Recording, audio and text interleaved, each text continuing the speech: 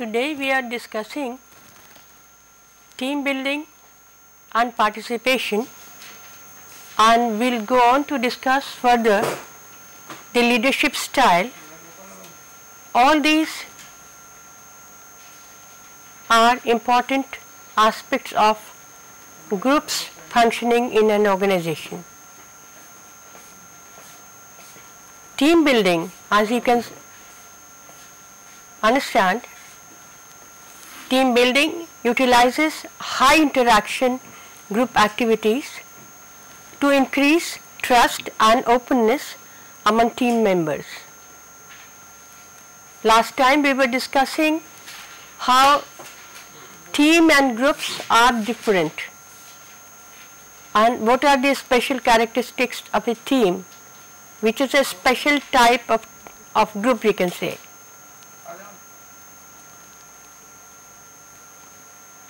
And team building is an important aspect of participative management in the organizations.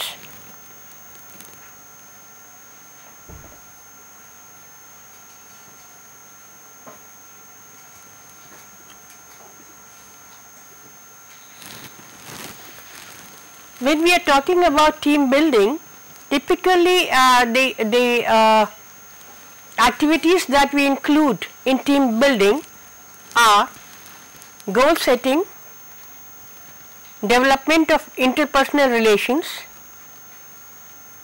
and role analysis. Earlier, we have discussed goal setting as an application of motivation strategies, in which we are using participative management as well. And team building, or the teams play important role in that. Further, teams also play important role in the development of interpersonal relations. This again relates to what we have done earlier as part of our transactional analysis understanding. We have to develop interpersonal relations at the place of work in order to manage the affairs of a company. And of course, the roles that we have discussed earlier, the different types of roles that we play, in the teams also we are playing some roles. Okay, these are the roles given to us from the organizations which are related to the work settings in an organization.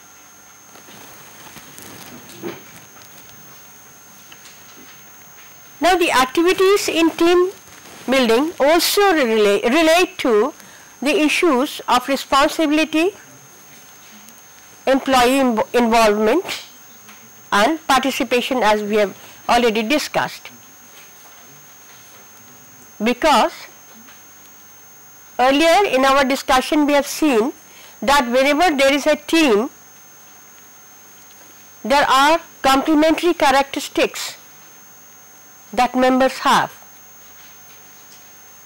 So it's not anything like a ad hoc association of people. It is a very well designed grouping of people, we can say, in which everyone has complementary characteristic, and so tied to that is the responsibility at the place of work. This also relates to the involvement, employees' involvement in that activity, and in the long run in the affairs of the organizations, and finally that relates to participation at work. So we are trying to understand why teams are important. Now, teams could be of different types, because teams are made, to achieve some objective, we have to understand what are different types of teams functioning in any organization, and which is in fact, in the recent years we are talking about a concept called team management also, where we are trying to see that if we have to achieve some goals, for at least for achieving certain goals, team management becomes very, very important. So, there could be a problem solving team. You have a problem at hand and exactly you like to solve that problem.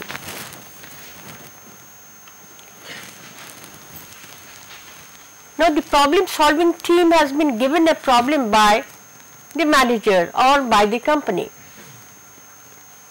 In the self-managed team, again the problem of course is there, but in the self-managed team the manager is not really monitoring anything. The members are selected in such a way that they can manage the team themselves, and finally of course we are trying to achieve some results, some goals.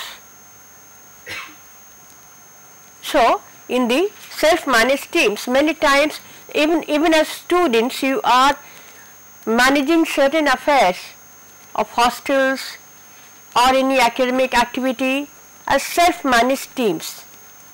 Teams are there and you try to find a solution to that particular situation as the self-managed team. Now, that self-managed team, as we have discussed, these are actually the autonomous groups. These are the autonomous groups.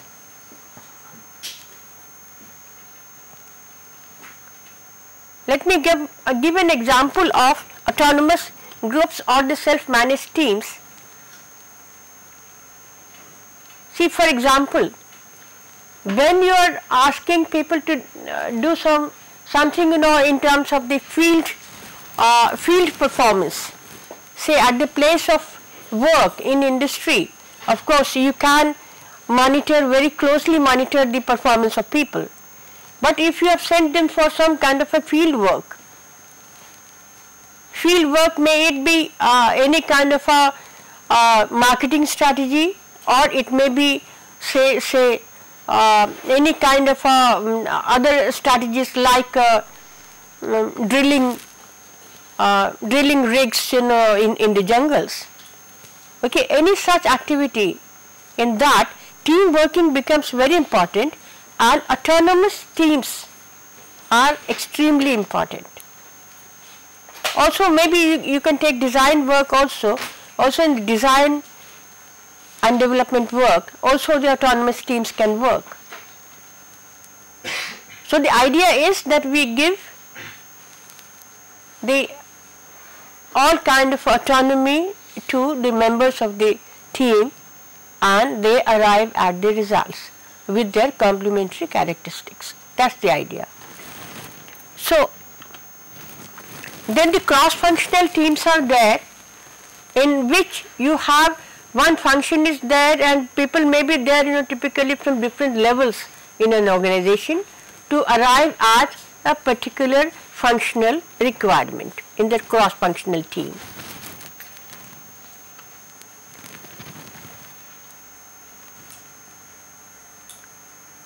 Now, the characteristics of high-performing teams.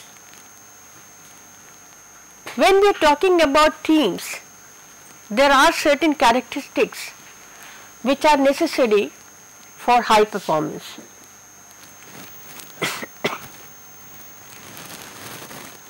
You can see that trust is the central point in any kind of a team building, and this trust, this also relates to integrity, competence, consistency, loyalty and openness. When you are playing the role of a manager, in any organization,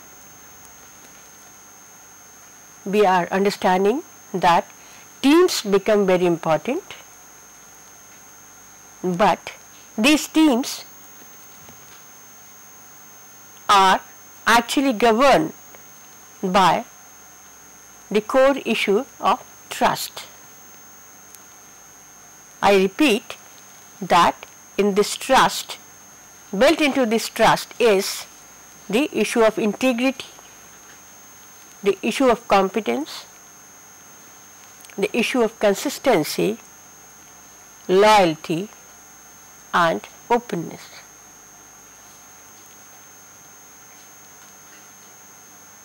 These dimensions of trust, when we analyze and when we look back what we have done earlier in this course, we find that the issues of motivation, issues of commitment and the issues of interpersonal behavior, these are reflected in this whole process.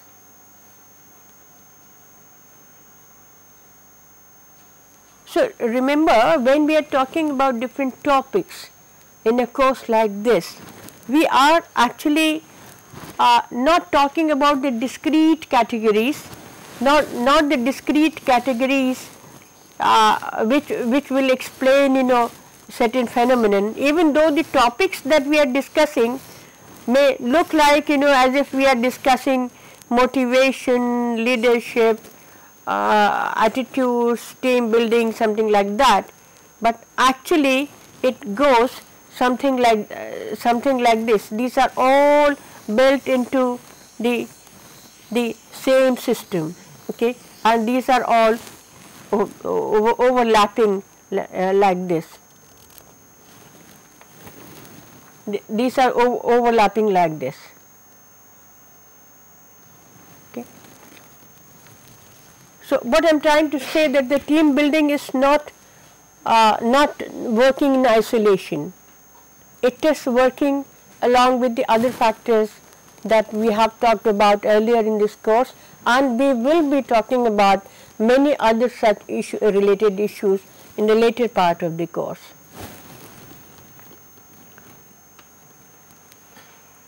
Now, when we are talking about the overall understanding of people at work, we have talked about their motivation, we have discussed the communication issue, we have discussed the interpersonal behavior and also how people work in a group.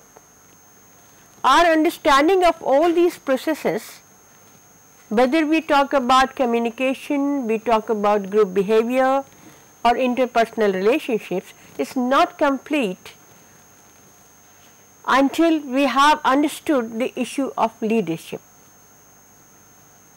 Generally, we all understand the meaning of leadership, but it actually assumes lot of importance when we are talking about managing people at work or the process of management, because leadership becomes an important attribute of a successful organization and of a successful manager.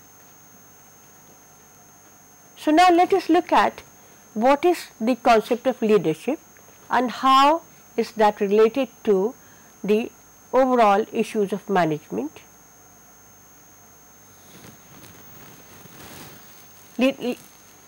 Leadership is discussed as a power relation. Often we think that this is a power relation, here is a leader and here are the subordinates, that kind of a relationship, and the leader has some kind of a power and authority. That is our relationship that we understand as a usually we understand that. But there are many other authors, they have defined leaderships taking the other attributes, or we can say that leadership is again a multidimensional concept. in which many dimensions actually appear which make a leader very successful leader. So, there are researchers and many other researchers have said that leadership is an instrument of goal achievement. So, unless you have a very effective leader, goal achievement might become difficult. But then we will be discussing just now the leader and manager. We expect every manager to be a good leader. Okay. So that issue is just coming up now, and we want to discuss that in a short while from now. So, let us see, leadership is also discussed. We are talking about the concept of leadership. Leadership is also discussed as an emerging effect of interaction. So, we can see that we are talking about leadership in terms of many of the topics that we have already touched upon in the earlier part of the course, and maybe some which are going to come up. So, that is the emerging effect of the interaction. Leadership also as a focus on group processes. Short while ago I was just talking to you about the group processes and how these are related to the other issues like interpersonal behavior.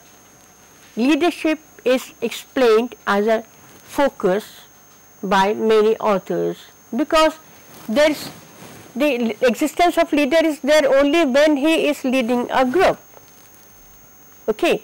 So, the group processes become extremely important. Leadership is also explained as the personality effect of an individual. We can say the personality traits. These are some of the points of views which have been explained as the concept of leadership. Okay. So, as we just now discussed that it is a multidimensional concept, nevertheless it does talk about effectiveness of a manager at the place of work. Therefore, leadership is also an art of inducing compliance. So, many researchers have said that if a leader can actually induce compliance, he is a very effective leader. So, that is the art that a person might develop.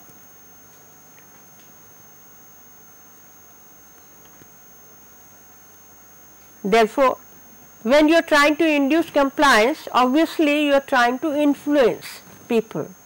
So, other authors have written that this is an exercise of influence, leadership as the exercise of influence. How much can you influence people?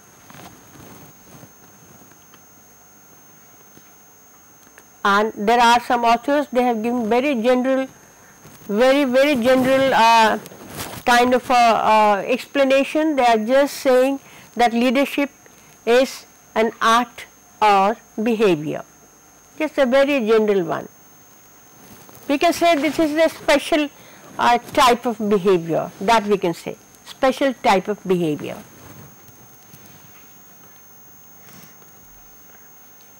This is again another author has written that this is a form of persuasion, which is a repetition to the earlier authors that we have already discussed, a form of persuasion. This brings us to the issue of leaders and managers, to compare that. But before we compare this issue, let me first talk to you something about the earlier theories of leadership. In the earlier years, and in fact some managers still believe that even today, that great men are born great. If you believe that great men are born great, that means all great leaders are born great leaders. Now, this issue has been debated, because whether that is the heredity part, born great, or is it your development or your environment, that is important. In fact, this takes us to the earlier issue that we have discussed, that the heredity and environment are the two important contributors in our development, and one might inherit certain things, but whether the traits like leadership is inherited or that is an environmental attribute, when a child is exposed in that kind of environment, the child picks up those through the reinforcement process. And it is very difficult for us to say whether that was inborn or developed, because you find children of a family, of a particular family, say liking certain careers, like say joining politics or becoming trade union leaders, or becoming the in charge of a very good, as a manager, very good leader. So, it is very difficult for us to really say whether leadership is that inborn trait of an individual. That is why the newer theories have come up, which very briefly we are going to see in the later part of this lecture. Let us now see, because we are talking about leadership in the context of managers in this course, here is a comparison that we have tried to fix for you. The comparison has taken 4 issues: the approach, the critical tasks, assignment and functions. And you can see that the leadership roles and the management roles, even though both are leadership roles, but the management roles are slightly different than the leadership roles. You can see that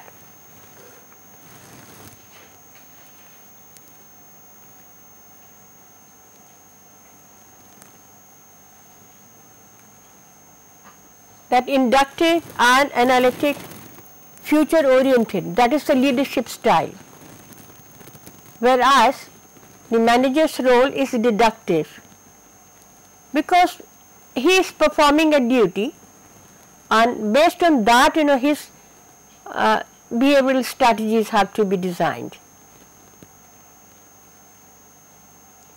Now, the leader's role, that is creating vision, establish strategies, whereas manager's role is to plan, to organize, to control the output, the work output, the work processes. Even though some kind of a strategy manager may still use there, some kind of a vision even manager might have, but largely we find that the managerial role is actually within the limits of the scope of duties that the manager has to perform, okay, which is quite rigid in terms of what performance he has to achieve, what productivity he has to achieve, and so on. Now, the assignment, leadership rules are assigned or assumed in more informal way, whereas the management roles are more formal, informal and formal.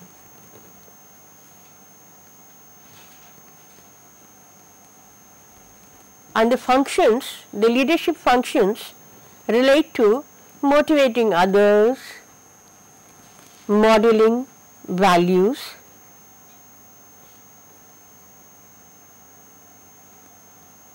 use of multiple communication channels,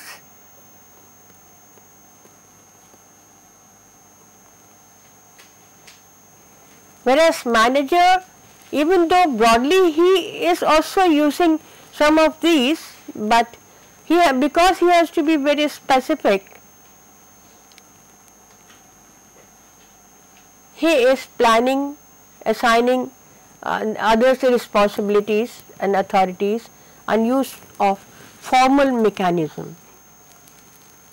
So you can see broadly leadership, manager is also a leader.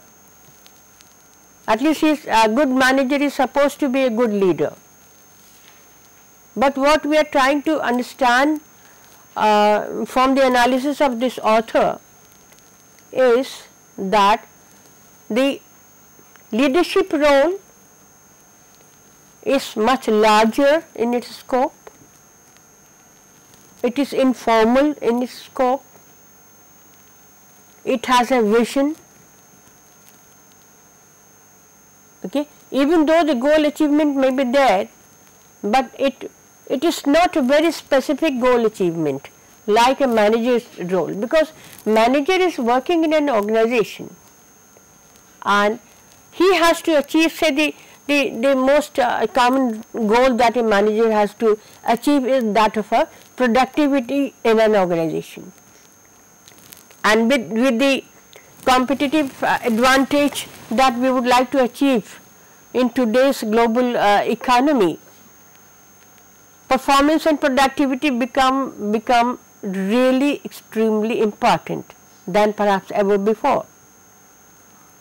So he has to perform the duties of a leader, but the goal achievement becomes very important for any manager. Okay. So there is a slight distinction that we are trying to draw between what a leader is and when a manager is a leader, okay, how the managerial roles are slightly different. But I am sure whenever you look at have any advertisement for your for any kind of a manager's job, you will find that inevitably in that advertisement you will find that they will be talking about that you should have leadership qualities, you should be able to work with teams, you should have good communication. If you look at in a very very carefully, you will find that in a managerial role or a managerial job, these are the attributes we are looking for. Okay. But when you become a manager, your role is slightly different than the overall leader's role. That is what we are trying to say here. Okay. Because manager has to achieve certain results within the boundaries of the organizational expectation and organizational requirements. Okay. Nevertheless, the issue that we are trying to raise and understand here is that whether manager should be a good leader, and answer to that question is that yes, manager has to be a good leader, only then he can achieve results. Okay. So with this comparison of leader and manager, you should be able to understand the management process, that we are talking about a particular role that a manager will play. Okay. You remember we had talked about the different types of roles that people play in organizations, that was in our earlier lectures. So here manager's role we have taken into consideration. and we are trying to say that how managerial role has leadership attribute, okay, and what he has to perform in order to achieve the goals of his job. Now, another comparison here comes.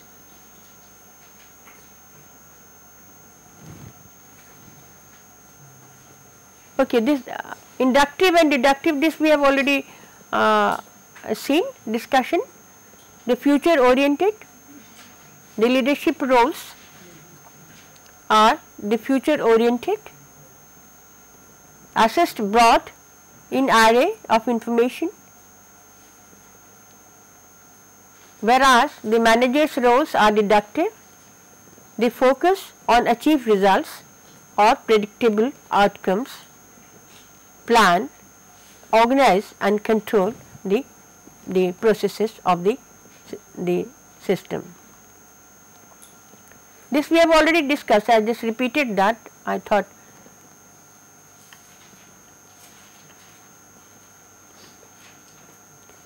okay. Now the critical tasks. The critical tasks in the leadership role are to create vision, establish a strategy and model values.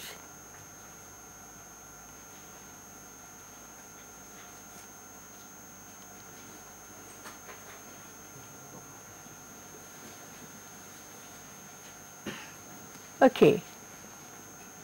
Now we move on to talk about that having understood that how various authors and researchers have tried to talk about leadership as a concept,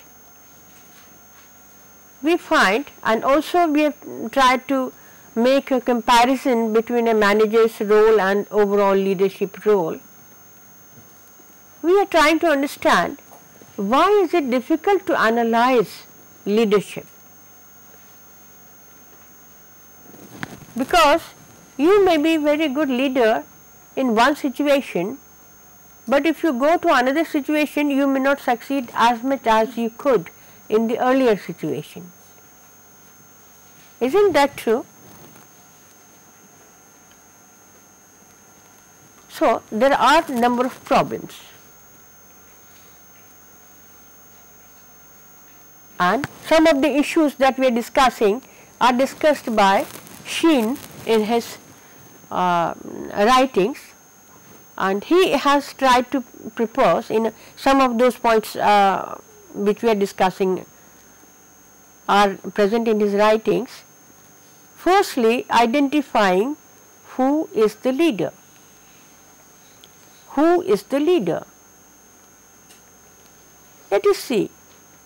Who is the leader? In a cricket team, the person, is he the leader? Is he the leader? The manager who is at the place of work, is he the leader? Is the chief executive of a company, is he the leader? Who is the leader? That is the first issue we have to identify. In fact, by our earlier definitions, all of them are leaders, and they are all performing managerial roles. Okay. So, the issue comes up, who is the leader? Then what is the scope of leadership? What is the scope of leadership? Can the scope be universal kind of a thing, or is it very specific to a situation? What is the scope of a leadership?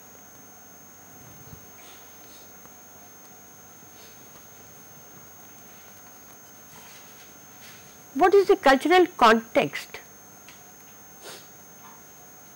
Is leadership in India and leadership in say Japan or the US or Yugoslavia or any other country, is it exactly the same, or is there a cultural context also? There is a cultural context to leadership also. Okay. Keeping in view, certain common features, there is a cultural context to leadership too. Therefore, what is the task? Is entrepreneur a leader? Is manager a leader? Is teacher a leader? Is political leader a leader? Of course, he is a leader, political leader, but we are talking within the organizations. So, what is the task? Task becomes very important, and based on different tasks, leadership style, or we can say the leadership strategies are different based on the different tasks. Also important is what is the developmental stage between leader and the follower.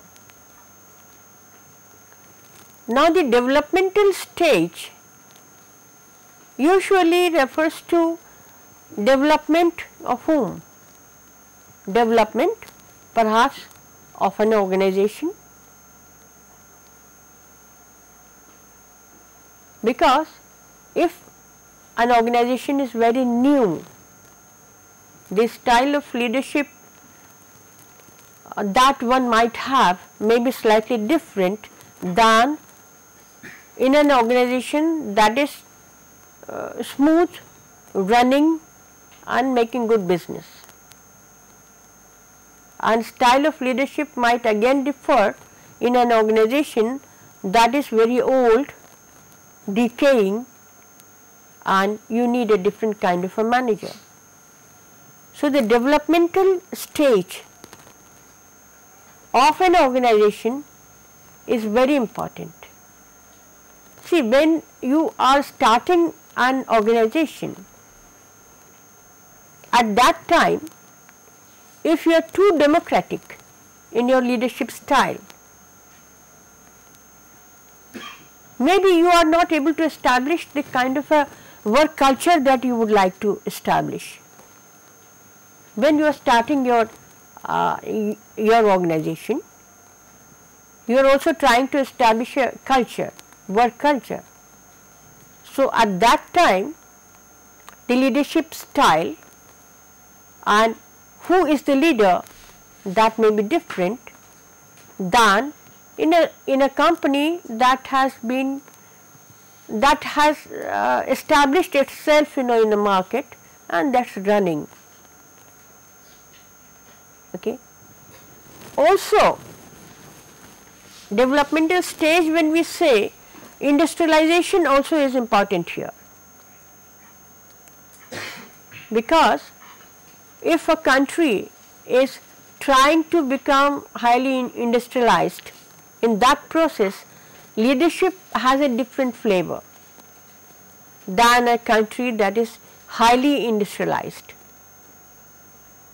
So, the styles of leadership, and in fact the meaning of leadership changes also when you are in a country that is developing in terms of industrialization and trying to become a big power. Like in India, we are trying to do a lot and we are hoping that we are going to be big industrial power perhaps very soon. So, the style of leadership that we have in India and the style of leadership that you might have in some of the other countries which are much ahead of us, which had been much ahead of us, and they are stabilized in many sense. And one important factor that can take India ahead is the leadership style of its managers. Of course, that is very closely tied to the process of motivation, as we have discussed earlier. So, one important and single factor that one has to look into is the leadership style, and there the development stage is important. Now, when we look at the leadership models, we find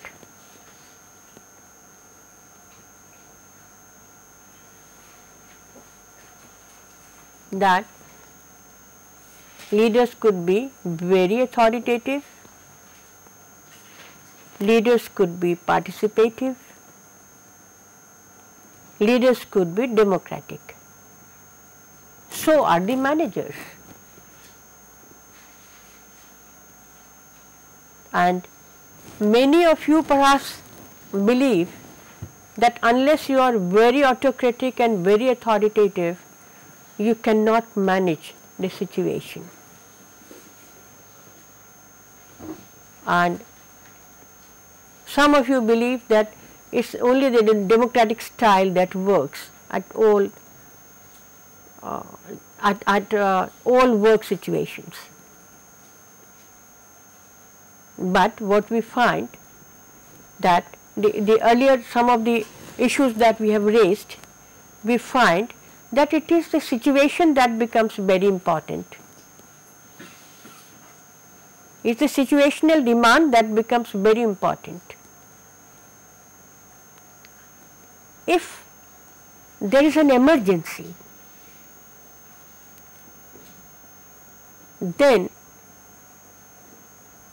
you have no other choice than to be authoritative, because you cannot devote so much time to analyze the problem, and you have to get the result very soon.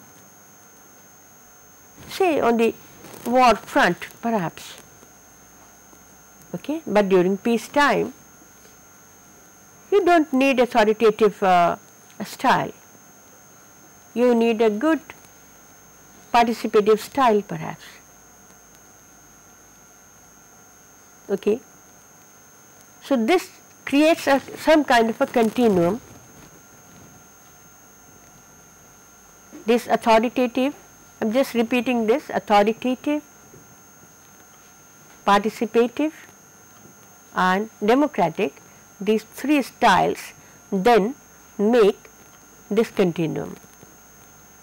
You can see that authoritative or autocratic leadership style is on the one extreme and democratic style is on the other extreme.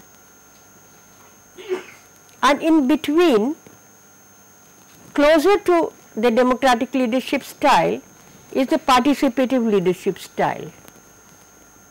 You can see that. Okay. So a participative manager can get better results. The reason is that participative manager will involve people in decision making. He is not very authoritative or autocratic. At the same time, he is not, participation does not mean democratic, totally democratic, even though some authors have used the connotation democracy at the place of work for participative management. But we are not using the concept of leadership in terms of democratic leadership style, in which one person perhaps may have one vote kind of that kind of a situation, because in the work situation you cannot do that. Whereas majority point of view is important for us. Okay. And then in the participative leadership style, another important component of that is that the work is of so much trust. The work climate is of so much trust that the work achievement becomes easier, and the final decision is always taken by the manager. That is the difference. There is nothing like there has to be a majority and a voting kind of a situation, nothing of that kind. Okay. But when we discuss, we find that people are involved okay, and finally manager decides that okay, this is what is the decision we are taking. So, overall decision is taken, okay, but sometimes the organizational requirement is also seen, but it is in no way a situation that is autocratic or authoritarian. In fact, if we are using the autocratic leadership style, that gives dissatisfaction to the employees. Okay. And democratic we cannot use all the time at the place of work, in the sense in the production systems. We can't use democratic leadership style in fact most of the times. Okay. So, participative leadership style then becomes the best choice for us, and that results into better production system. Okay. So, in this continuum we have seen that the three major leadership styles are here, but we are going to discuss number of other styles also. Now, in addition to this, some authors have tried to talk about another style which we call as the laissez-faire or free rein leadership. This is a style, in fact, some authors have said that this is no leadership style, because sometimes one might become head of something by virtue of say one's seniority or something like that, but one may not have a real leadership attribute. So, this person will not actually play the role of a leader very effectively. That is why some authors have preferred not to put that, you know, as a leadership style at all, but others are saying because in some organizations there are people of this type, we are keeping that as a separate leadership style. Okay. But this leadership style is not at all effective, because if someone becomes leader just by virtue of one's seniority and one is not really playing the role of a leader or manager, then the performance suffers. And that is why whenever people are, you know, sort of put on the level of authority, sometimes we have to see that okay, the seniority is not the only criterion. We have also to see who can really deliver results. So, we have to see that also. So, that is very important when we are talking about the leadership styles in any organization. Now, very closely tied to this is the superior subordinate relationship that we may find in the leadership style. In fact, Rensis Likert, one of the management thinkers, writers, he has proposed 4 types of leadership styles, and these leadership styles, he has called it as system 1, 2, 3 and 4, and the first one, which is exploitative authoritative, is very close to the continuum we have discussed just now. Benevolent autocrats,